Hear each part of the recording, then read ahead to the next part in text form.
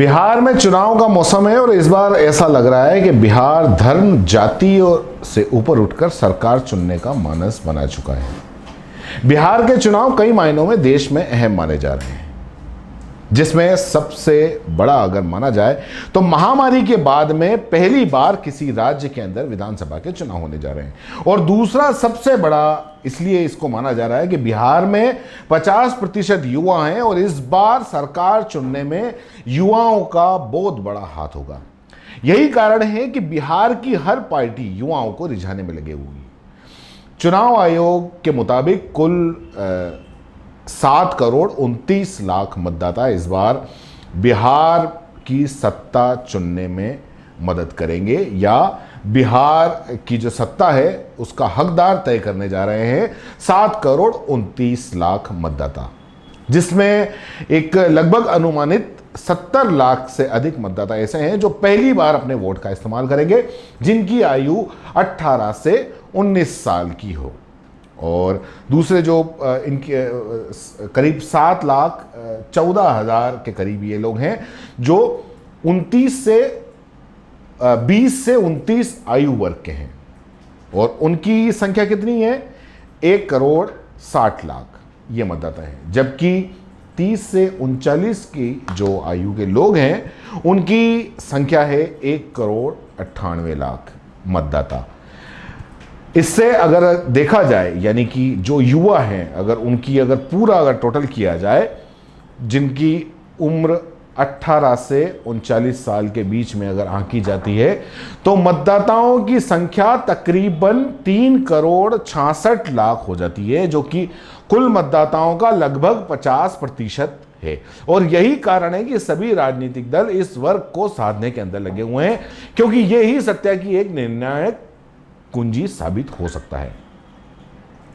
अब जब बात युवाओं की आएगी तो फिर रोजगार की आएगी, और जब रोजगार की आएगी तो धर्म की राजनीति यहां पे गौण हो जाती है।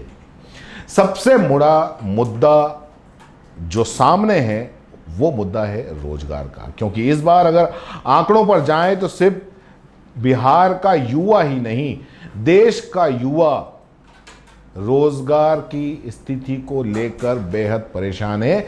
यानी कि बेरोजगारी में बद से बदतर हो रहा है देश का युवा।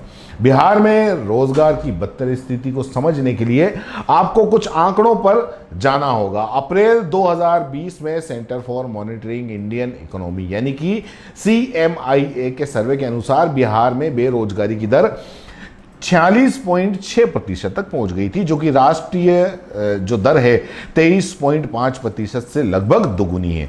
2018-19 के पीरियोडिक लेबर फॉर्म सर्वे यानी कि PLFS के अनुसार देश में बेरोजगारी की दर थी वो 5.8% दर्ज की गई थी, जबकि बिहार में इसकी दर 10.2% पहुंच गई थी, जो कि राष्ट्रीय औसत से कहीं ज्यादा अधिक है। यही नहीं, 2018-19 में PLFS के अनुसार भारत में 23.8% लोग वेतनभोगी हैं, यानी उन्हें एक निश्चित मासिक वेतन प्राप्त होता है, जबकि बिहार में महज 10.4% लोग ही वेतनभोगी हैं। अब महिला भागीदारी के दृष्टिकोण से रोजगार के आयाम और सृजन को देखा जाए तो यह स्थिति और अधिक खराब हो जाती है। लॉकडाउन के दौरान आपने देखा ही होगा कि लाखों की संख्या में गरीब मजदूर दर्दनाक पलायन, उनका सड़कों पे पलायन देखा होगा जब लॉकडाउन लगा था। आज भी हम लोगों के वो जहन के अंदर है। रोज कुआं खोद कर रोज पानी पीने वाले श्रमिकों का अपने घरों तक सफर करना, पैदल तय करना आज भी सरकारी नाकामियों की याद दिलाता है। गौरतलब है कि लॉकडाउन के वक्त 20 लाख से अधिक मजदूर बिहार वापस आए थे, जो रोजी रोटी की तलाश में बिहार से बाहर गए थे। यह आंकड़ा राज्य में रोजगार की स्थिति को बखूबी बयां करता है। प्रदेश के लोगों को रोजगार के बेहतर अवसर उपलब्ध करवाने में सरकार नाकाम रही, जिसके कारण हर साल बिहार से हजारों लाखों की संख्या में पलायन होता है। सिर्फ रोजगार ही नहीं, स्वास्थ्य और शिक्षा संबंधी कारणों से भी लोग बिहार के बाहर जाने को विवश हैं। अब ऐसे में जहां राष्ट्रीय जनता दल यानी कि आरजेडी के नेता और महागठबंधन के सीएम के उम्मीदवार तेजस्वी यादव ने बड़े पैमाने पर इस आवाज को उठाते हुए एक चुनावी मुद्दा बनाया और सत्ता से उनकी वापसी के साथ ही उन्होंने 10 लाख नौकरियों का वायदा किया।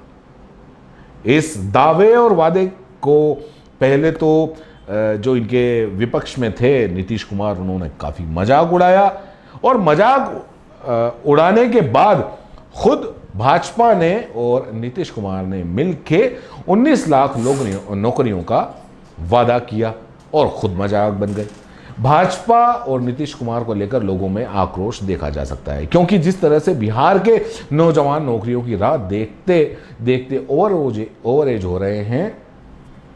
अब करीब 19 लाख नौकरियां उन्हें जो वादा किया जा रहा है भाजपा और नीतीश कुमार की तरफ से, वो वादा बिल्कुल खोखला नजर आता है। वैकेंसी में प्रतिवर्ष गिरावट, वैकेंसी और आवेदकों की संख्या के बीच बढ़ता अनुपात, परीक्षा प्रोसेस में होने वाले सालों साल का विलंब, परिणाम और ज्वाइनिंग के लिए आंदोलन करना, न जाने कितनी चुनौतियों का सामना करना पड़ता है बिहार के युवा वर्ग को। और आज के दौर में एक स्थायी रोजगार के लिए ऐसे देश और प्रदेश की सत्ता पर आसीन एनडीए सरकार जब लाखों नई नौकरियां या रोजगार की बात करती है तो युवा वर्ग के लिए ये बिल्कुल बेमानी लगता है। वास्तविकता यही है कि ना सिर्फ प्रदेश बल्कि देश भर के युवा नाराज हैं, बल्कि कुछ महीनों में छात्रों और युवाओं का डिजिटल आक्रोश देखें तो ऐसा लगता है कि सत्तारूढ़ दल के लिए नौजवान का विश्वास जीतने की राह आसान नहीं है। गरीबी, बेरोजगारी, शिक्षा, चिकित्सा, कानून व्यवस्था, इंफ्रास्ट्रक्चर जैसे कई क्षेत्र हैं जहां बिहार बेहद चरमराती स्थिति में है।